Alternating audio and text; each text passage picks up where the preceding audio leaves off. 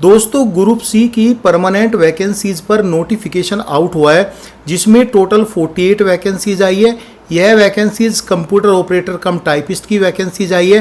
Patna high court की तरफ से ये नोटिफिकेशन आउट हुआ है, जिसके एप्लीकेशन फॉर्म 17 अप्रैल से लेके 16 मई तक आप फॉर्म फिल कर सकते हैं। इसकी फ़ी की जो लास्ट डेट है वह 19 मई 2026 है।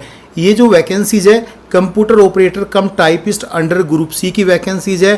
पे लेवल जो रहेगा आपका लेवल 4 का रहेगा, यानी कि यहाँ पे जो सैलरी मिलेगी 60 to 65,000 इन हैंड आपको सैलरी मिलेगी, लेकिन सैलरी एज पर 7 CPC मिलेगी।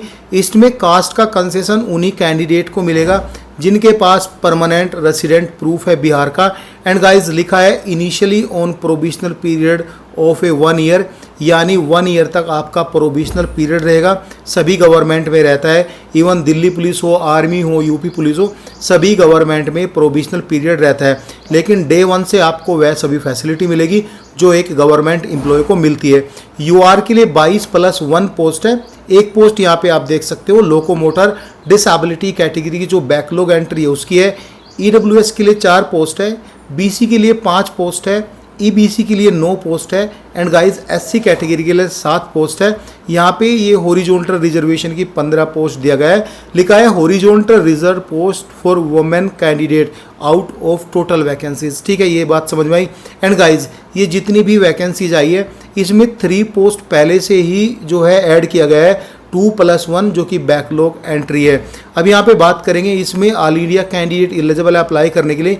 यहाँ पे क्लियरली लिखा हुआ है कि सिटीजन ऑफ इंडिया एलिजिबल है अप्लाई करने के लिए। एज क्राइटेरिया के बारे में बात करेंगे। एज जो है कम से कम आपकी 18 साल होनी चाहिए। अगर आप जर्नल और ईडब्ल्यूएस कैटेगरी के मेल कैंडिडेट है तो यहाँ पे आपकी उम्र 18 से 37 साल के बीच होनी चाहिए। अगर आप फीमेल कैंडिडेट है जर्नल और ईडब्ल्यूएस के तो आपकी उम्र 18 से 40 साल के बीच होनी चाहिए। अगर आप male and female BC and EBC category से बिलोंग करते हो तो सेम आपकी एज 18 से 40 साल के बीच होनी चाहिए। अगर आप एससी कैटेगरी से मेल और फीमेल बिलोंग करते हो तो आपकी उम्र 18 से 42 साल के बीच होनी चाहिए। उम्र है जो आपकी काउंट की जाएगी वह 1 जनवरी जो 2026 से काउंट की जाएगी।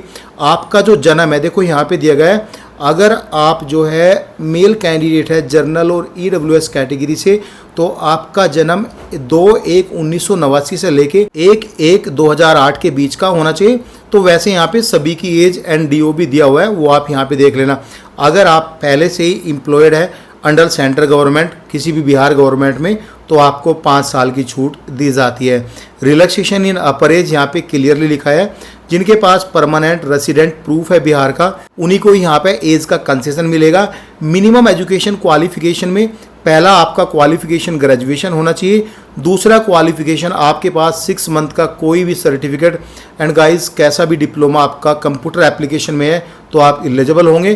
प्लस के थर्ड क्वालिफिकेशन में लिखा है टाइपिंग प्रोफिशिएंसी 40 वर्ड्स पर मिनट का इंग्लिश में और 30 वर्ड पर मिनट का हिंदी में इनको सर्टिफिकेट चाहिए।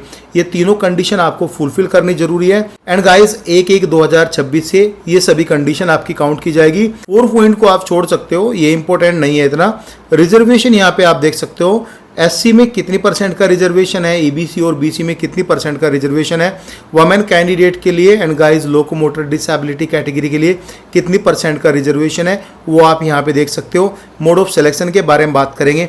आपका पहले part A, part B, part C में आपका रिटन एग्जाम होगा, यानी पार्ट ए जो होगा MCQs बेस होगा, पार्ट 2 जो होगा वह इंग्लिश कंप्यूटर टाइपिंग टेस्ट होगा, एंड गाइस पार्ट सी जो होगा हिंदी कंप्यूटर टाइपिंग टेस्ट होगा। उसके बाद आपका इंटरव्यू भी होगा।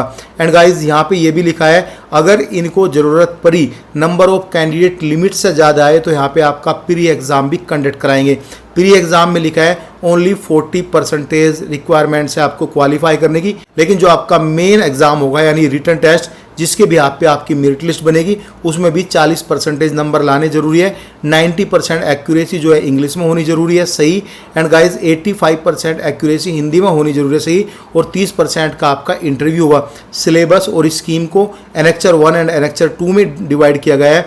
एनेक्चर 1 एंड एनेक्चर 2 हम डिटेल में नेक्स्ट वीडियो में डिस्कस करेंगे। ये एक जनरल इंफॉर्मेशन के लिए मैंने बता दिया। EOR, BC, EBC and guys यहाँ पे जो है EWS कैंडिडेट को 1100 रुपीज़ पे करने हैं। ST/SC लोकोमोटर डिसेबिलिटी कैटेगरी को 550 रुपीज़ पे करने हैं इनका फॉर्म फिल करने के लिए।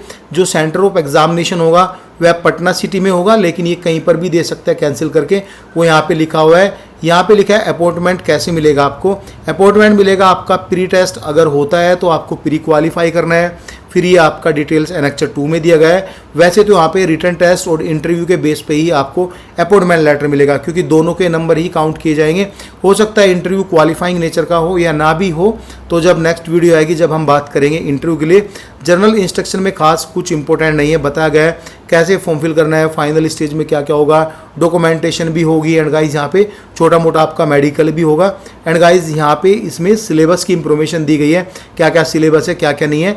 मैं इस वीडियो में आपको नहीं बताऊंगा क्योंकि ये वीडियो लंबा हो जाएगा। यहाँ पे आपको डिटेल में सब कुछ बताऊंगा नेक्स्ट वीडियो में। सो गाइज फिर भी कोई डाउट रहता है तो आप कमेंट्स कर सकते हो। Thank you so much guys.